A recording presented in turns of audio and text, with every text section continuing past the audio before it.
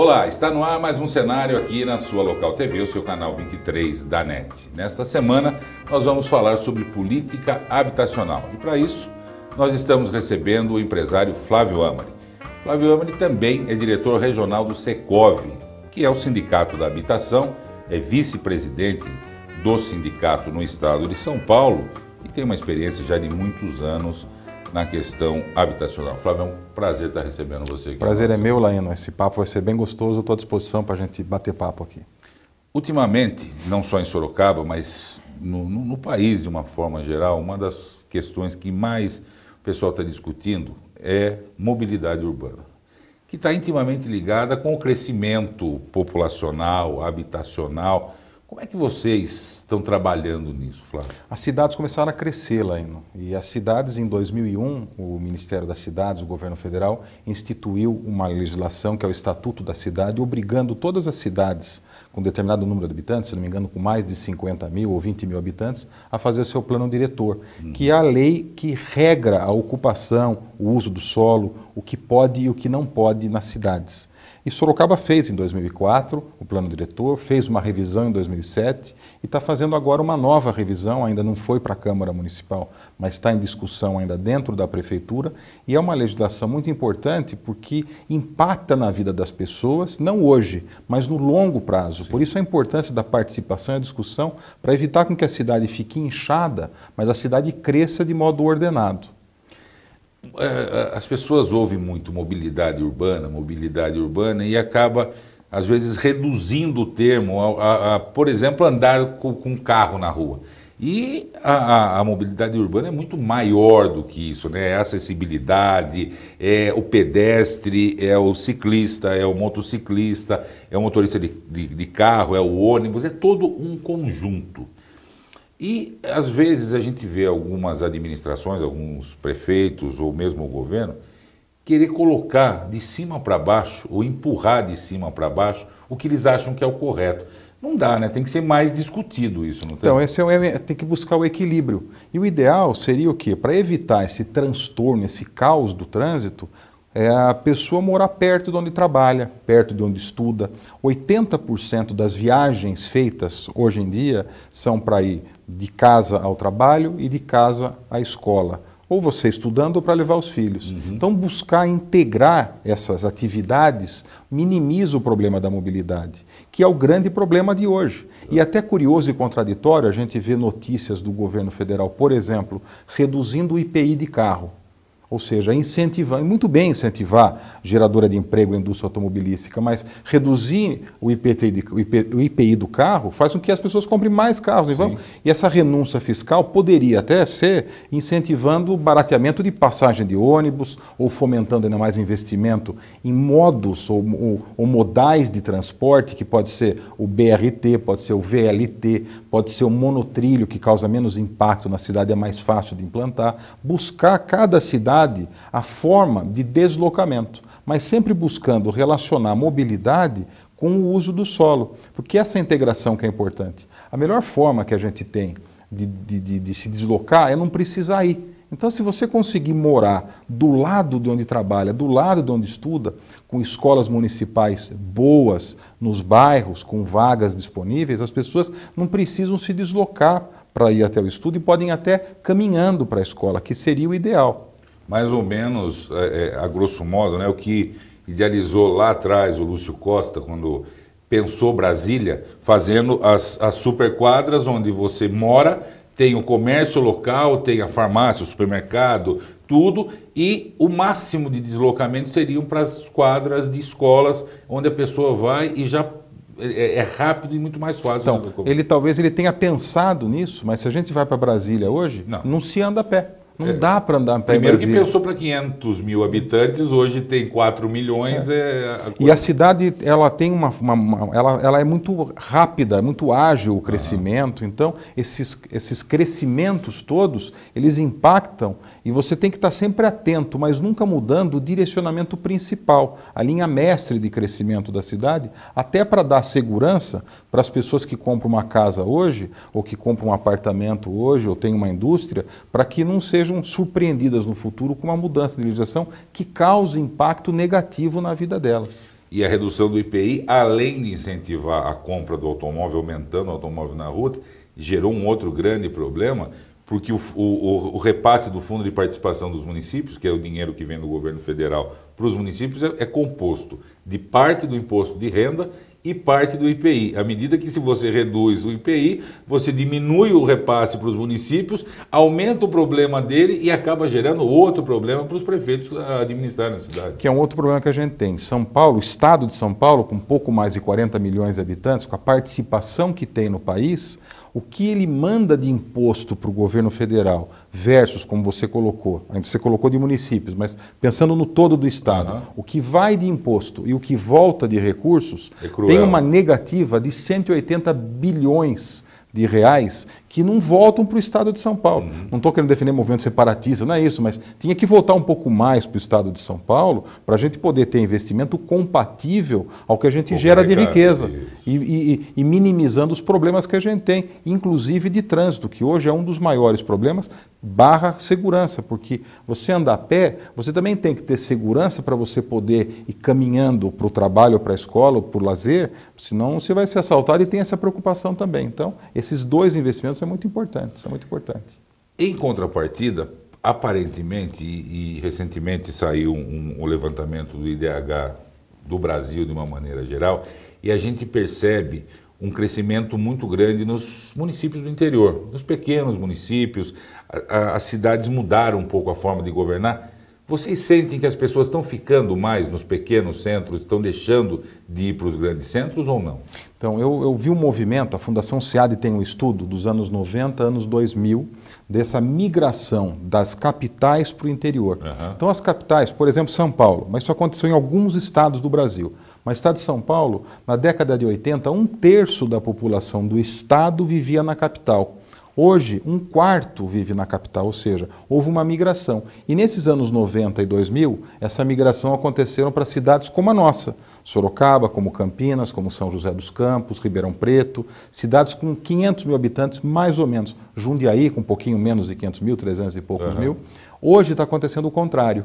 Em vez dessas pessoas migrarem para Campinas, por exemplo, elas estão indo para Vinhedo, para Valinhos. As que iriam para São José, pela dificuldade que está sendo de aprovação de projetos, de licenciamento de projetos, estão indo para Taubaté, para Caçapava. Sorocaba, por exemplo, está indo para Votorantim, muito empreendimento, muitos investimentos indo para Salto de Pirapora, Boituva. Então nós estamos entrando num ciclo agora, na minha opinião, indo para cidades vizinhas dessas cidades com mais de 500 mil habitantes, que pode ser um problema a médio prazo, inclusive de deslocamento. Em São Paulo, hoje, 1 milhão de viagens é feita da região metropolitana para a cidade de São Paulo. Então, a hora que a gente chega, e a gente percebe quando vai para São Paulo, 30 a 40 minutos você está no Alphaville. Depois você demora outra hora, ou hora e pouco, para chegar no seu destino em São Paulo. Está acontecendo isso em Sorocaba. A hora que a gente chega na Raposo Tavares, aquele movimento grande, na 264 vindo de Salto de Pirapora, na Merenciano SP 99 vindo de Porto Feliz, ou até vindo de Iperó, a SP 79 lá de Itu, ou seja, os entroncamentos, as entradas e saídas da cidade. Se a gente não tomar cuidado, nós vamos fazer ficar muito difícil também entrar e sair de Sorocaba. Por isso que é importante a gente ter investimento que fomente a ocupação da cidade de maneira ordenada, respeitando os critérios legais, mas fazendo com que as pessoas que trabalham aqui morem aqui e não aconteça o contrário, que pode ser que aconteça a médio prazo esse problema para nós. Nós estamos conversando com Flávio Amari aqui no nosso cenário desta semana. Vamos para um breve intervalo e voltamos já. Numa região de fácil acesso a Raposo Tavares e a poucos minutos de shoppings e hipermercados, surge o Granville Guanabara Residencial. Um empreendimento com toda a infraestrutura e segurança que a sua família merece. Apartamentos de 2 dormitórios entregues com acabamento completo e uma ampla área de lazer que conta com piscinas adulto e infantil, playground, salão de festas, boulevard e churrasqueira. Venha conhecer os apartamentos decorados e conferir de perto as melhores condições de pagamento para morar no que é seu ou investir em uma das áreas que mais crescem em nossa região. Use o seu FGTS na entrada e aproveite essa oportunidade, pois estamos na última fase de lançamento. E atenção, no mês de agosto, o Granville paga a sua escritura. Mude já! Plantão de vendas na rua Jaziel de Azevedo Ribeiro, 255 em Votorantim. Telefone 3023-2012. Granville, Guanabara. O melhor custo-benefício na melhor localização. Personalidades marcantes, irreverentes, gente da nossa gente. Daniel Perdiga recorda fatos e acontecimentos de sorocabanos que fazem história em nossa cidade. Programa Gente de Palavra, todos os dias, às 22h30, aqui na Local TV. Estamos de volta com o cenário dessa semana, conversando com Flávio Amari, empresário, diretor regional do Secob, que é o Sindicato da Habitação, falando um pouco sobre a cidade, sobre a mobilidade urbana, sobre a vida da cidade. Vamos entrar na sua praia, né? Você é um empresário aí da habitação, um grande empresário aqui de Sorocaba e diretor regional do Secob. A gente anda por Sorocaba, a gente falava de aumento de população. Se a gente pegar os últimos 15 anos, a população simplesmente dobrou em Sorocaba. Eu lembro em 97, uma mudança do ciclo dessa cidade, nós tínhamos 300 e poucos mil habitantes, hoje estamos com 600 e poucos mil habitantes. Como é que Sorocaba está se comportando na habitação, Flávio? Até agora foi tudo bem, ou seja, a gente conseguiu suprir a demanda com a oferta do mercado. Alguns sinais no plano diretor que está sendo proposto podem atrapalhar um pouco esse equilíbrio de oferta e demanda. Sorocaba, pelos dados do IBGE, em conjunto com Ribeirão Preto, que é muito parecido com Sorocaba em população, riqueza e tudo mais, são as cidades que têm menor índice de favela. Por quê? Porque o mercado sempre conseguiu suprir essa demanda. A Prefeitura de Sorocaba, 20, 30 anos, nunca teve problema em aprovar loteamentos, condomínios, edifícios. Não tem essa burocracia de dificultar essas aprovações. Então foi muito bom. Hoje, por exemplo, o Poder Público tem algumas propostas no plano diretor que podem causar problemas para nós. Por exemplo, vou dar um exemplo. Limitando a altura dos prédios de forma indiscriminada na cidade, fora dos corredores comerciais, a 7 andares. Isso pode ser muito ruim, até porque não é inteligente. Seria inteligente se fosse, olha, assim, em determinado bairro tem que ser 3 andares. Em algum bairro pode ser 15 andares. Do lado do terminal de ônibus pode ser 20 andares. Por quê? Nós temos que pensar que é mais fácil as pessoas morarem onde tem o transporte coletivo próximo. Então tem que ser inteligente esse planejamento para que a gente não colha um fruto negativo no futuro. É muito simplista dizer o limite é 7 andares. Um segundo exemplo, Laíno, o tamanho mínimo de lote. Claro que o ideal seria que todos pudessem morar num terreno grande ou num apartamento grande, do lado de tudo. Agora, a realidade do mercado não pode ser resolvida numa caneta. Você não pode mudar a lei de mercado, lei de oferta e procura, numa canetada. Então, o terreno hoje mínimo, por exemplo, em Sorocaba é de 150 metros. A proposta do Poder Público é aumentar para 200 metros, o que, na minha opinião, é ruim, que pode causar 2 problemas. Primeiro, que vai diminuir a oferta, então o preço tende a aumentar.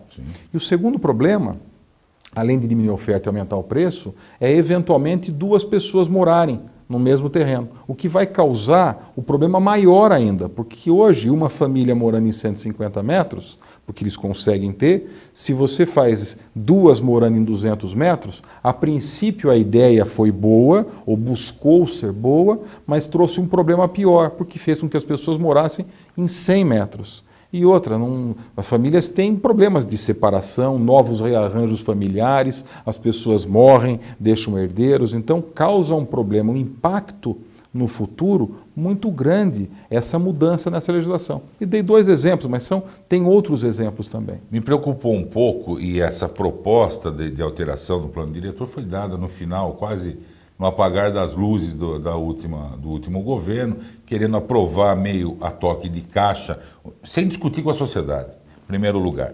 Uma outra coisa que me preocupou, e inclusive esse fracionamento do solo, e eu falo da minha região aqui do lado da Caputera, onde é uma zona de chácaras, os lotes de 1000 metros, querendo fracionar isso. Até aí, não tem problema dentro de um critério lógico. Mas e a infraestrutura urbana? Nós não temos a água suficiente para essa quantidade, nós não temos esgotamento sanitário para isso. Como é que faz daí? Isso é um problema que a gente tem também. Essa expansão urbana, ela tem que estar em conjunto com o plano de expansão do SAI. Ou seja, o SAI tem que ter água para atender. E hoje nós temos um problema porque no plano de hoje já, que foi aprovado em 2007, tem bairros ou regiões da cidade que, pela legislação de uso e ocupação do solo, é permitido, por exemplo, um empreendimento, mas o SAI, embora já tenha sido aprovado há 5 ou 6 anos atrás esse plano, o SAI não tem condição de atender ainda com o abastecimento de água e com o tratamento de esgoto, o que é um problema até essa expansão. Então é importante que essa discussão ela aconteça em conjunto, como você falou também aqui, além do plano de abastecimento e coleta e tratamento de esgoto, também com o de mobilidade, um projeto em conjunto com o meio ambiente. Tem um outro problema, falando do meio ambiente, que é bonito também dizer que é melhor a gente preservar a margem do rio Sorocaba. A legislação federal fala em 30 ou 60 metros. A legislação proposta já é lei em Sorocaba, mas está sendo mantida, é que não se pode fazer o empreendimento com 250 metros do rio. Então é um distanciamento muito longo e que a gente vai, no futuro, deixar um espaço nos empreendimentos futuros para que aconteçam invasões. Claro. Então, e acaba ficando pior, porque é melhor ter uma ocupação ordenada, respeitando a margem e com o tratamento de esgoto, do que a gente daqui a 15 ou 20 anos ter um empreendimento pronto e a margem do rio, ao lado desse empreendimento, invadida ou ocupada. Então é um outro problema também que a gente vê. Até porque isso era uma realidade até 2004, quando a gente não tinha 1 metro de esgoto tratado. Hoje, com quase 100% de esgoto tratado, é só o SAI realmente ter essa estrutura para fazer a coleta e a destinação disso. E até tem a estrutura, tem que só readequar essa estrutura, investir de forma combinada com o plano de expansão habitacional, o vetor de crescimento da cidade para o norte e para o oeste, e ter esse equilíbrio em conjunto com o plano diretor. Tá. E tem espaço para crescer? É isso que a sociedade precisa discutir junto. E é isso importante, essa discussão em conjunto. Nós não queremos que a cidade fique 100% ocupada, não é isso. É importante discutir, pensar como que nós queremos a cidade do futuro.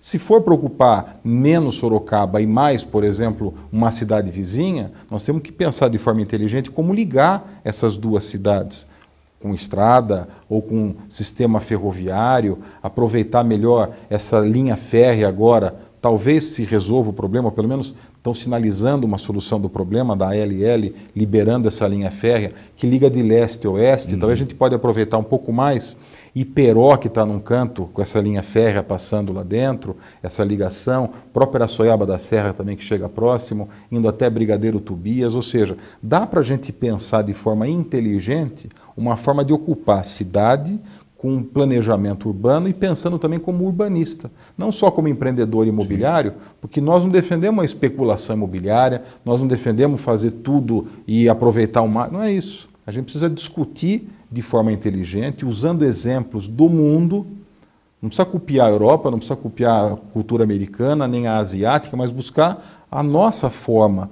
de ter o crescimento da cidade. Nós estamos conversando com Flávio Amari, falando sobre habitação, mobilidade urbana. É o cenário dessa semana que você assiste aqui no canal 23, mas pode acompanhar também pelo nosso site www.localtv.net.br, o nosso cenário e todos os demais programas da sua Local TV. Nós vamos para um intervalo e voltamos para o nosso último bloco. Há mais de 30 anos no mercado, a JJ Luz é referência em iluminação residencial e comercial, por oferecer soluções completas através da tecnologia e design, aliados à funcionalidade e sofisticação de lustres e luminárias. São uma variedade de estilos que darão vida e requinte a cada ambiente. Uma equipe preparada, criativa e talentosa concebe projetos luminotécnicos com sofisticação e bom gosto. Afinal, a melhor escolha envolve as melhores opções. JJ Luz, o detalhe que faz toda a diferença.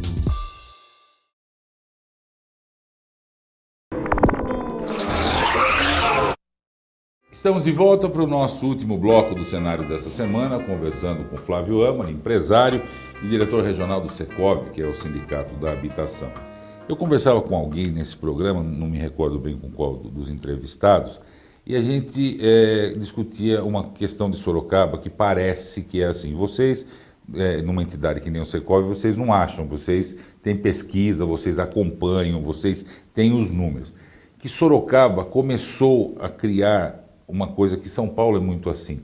Por exemplo, quem mora no Tatuapé, na zona leste de São Paulo, às vezes nem conhece a Avenida Ibirapuera, por exemplo, que fica no lado sul da cidade. E a gente falava que parece que isso está acontecendo aqui. A Zona Norte hoje virou uma cidade onde toda a estrutura necessária, escola, hospital, shopping center, agora 3 naquela região, faz com que as pessoas fiquem no bairro. Isso está acontecendo? E isso é bom, eu acho. Sim. Eu acho bom.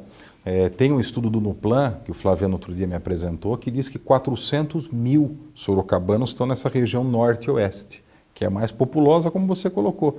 E a criação de escolas nesses bairros, os próprios centros de compra, como você colocou, a Toyota lá em cima, na divisa da Itavuvu com a Castelo Branco, talvez fomentar um pouco mais através de novas empresas, indústrias ali, faz com que as pessoas não precisem vir para cá. E vice-versa, tem muito sorocabano de nascença de sorocabano, ou seja, de origem sorocabana, que não conhece. E por algum motivo, quando pega a Avenida Itavuvu ou a Avenida Ipanema, ou enfim, fica assustado com o crescimento que aconteceu da cidade naquela região. Isso é bom, se a gente conseguisse pensar em criar células, mini cidades dentro da nossa cidade, facilita também o outro problema da mobilidade, porque as pessoas podem fazer ali dentro do bairro. Não precisa passar a linha, não precisa transpor a linha do trem. Não precisa passar a linha do trem.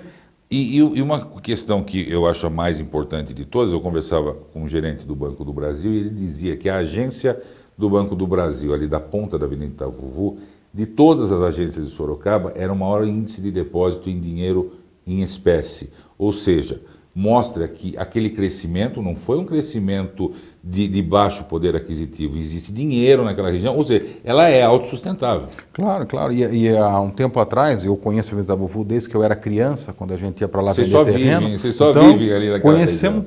Conheci e vivi o crescimento.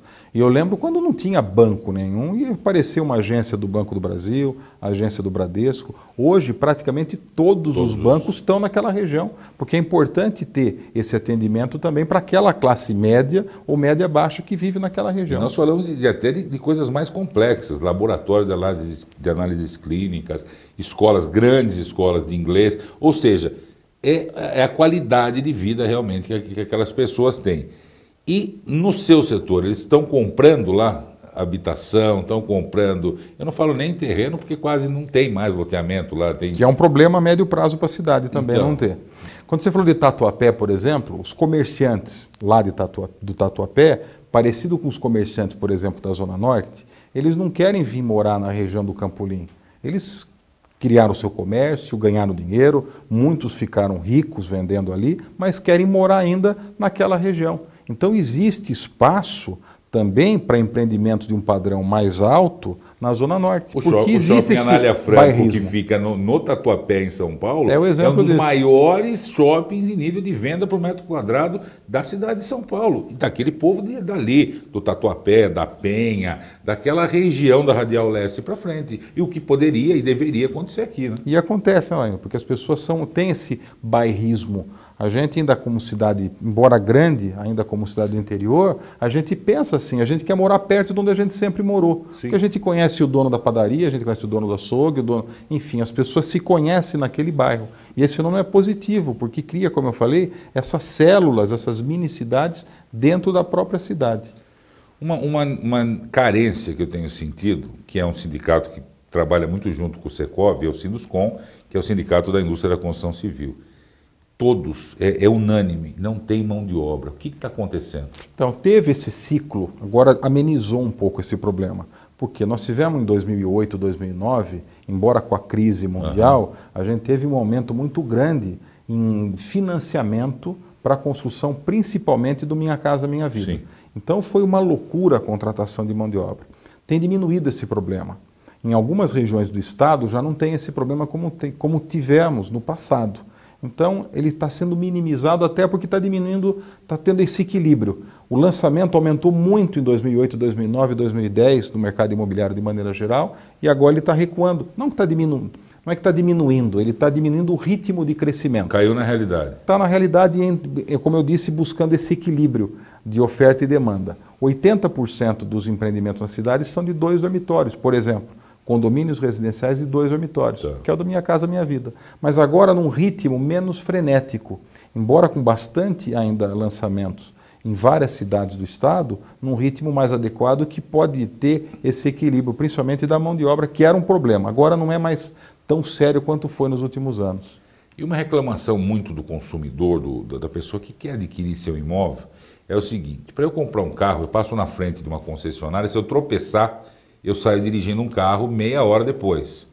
Para comprar um imóvel, eu tenho que dizer, pegar minha árvore genealógica, apresentar no agente que vai financiar para eu poder... Por que é tão difícil? Então, é um problema muito sério isso mesmo, é um problema que acaba atrapalhando a vida de muita gente, tanto do vendedor quanto do comprador, porque a regra nossa, cartorária principalmente, que vem lá de trás, embora possa até dizer que copiamos dos portugueses, mas hoje eu participo do Salão de Lisboa todo ano, Salão Imobiliário de Lisboa, eu faço uma apresentação do mercado brasileiro lá, uns 4, 5 anos.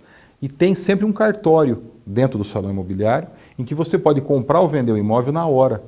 Então, os portugueses já estão muito mais à frente do que nós, e eles têm essa concentração da matrícula, que chama. O que significa? Se existe algum problema no imóvel, tem que estar na matrícula do cartório de registro. Então, em Portugal, você chega ali, você aperta o botão na internet, o imóvel tem problema? Não, pode comprar. Vai do outro lado, se você tem condição de pagar? Tenho. Aperta o botão, financia a compra e venda no dia. Como é o carro. Sim. O carro é assim. Você olha o número Renavan, tem algum problema? Não, compra o carro. Então, já está tudo registrado no Renavan do carro, que é o que a gente devia ter no imóvel. Tem um projeto de lei na Câmara Federal, em que busca trazer essa concentração. Espero que nos próximos 1 ou 2 anos a gente consiga ter essa realidade acontecendo também no Brasil. Flávio, a gente está chegando no final. Voltando à questão da revisão do plano diretor. Como é que está isso? Mais audiências públicas? Como é que está a participação da sociedade nessa discussão? Então, eu participo desde o início, em 2004, de todas as audiências públicas que acontecem. Nós temos um grupo formado pelo Sinduscom, o Secov que eu represento, o Cresce dos corretores, Instituto dos Arquitetos, Associação dos Engenheiros. Eu consegui conjuntar essas pessoas todas com conhecimento técnico para que a gente possa analisar e construir propostas para isso. Hoje ainda está como comando do Poder Executivo, mas ele deve mandar, assim que entender, para o Poder Legislativo, e a Câmara daí vai conduzir uma outra sequência de audiências públicas. E nós vamos contribuir com sugestões, participando de discussões, em conjunto com a sociedade também organizada, para que a gente tenha uma Sorocaba melhor no futuro, que é o que todo mundo quer. Claro. Cada um tem um pouco de opinião, mas uma coisa todo mundo concorda. Todo mundo quer uma cidade melhor no futuro, e é para isso que a gente vai trabalhar. E nós vamos acompanhar. Muito obrigado pela tua presença, foi um prazer conversar com você aqui no Senado. Prazer é meu, estou sempre à disposição, Laine. Obrigado. Tá certo. Nós conversamos com Flávio Amar, empresário e diretor regional do Secov, o Sindicato da Habitação, aqui em Sorocaba. Ficamos por aqui, a semana que vem estaremos de volta com mais um cenário e eu espero todos vocês. Até lá.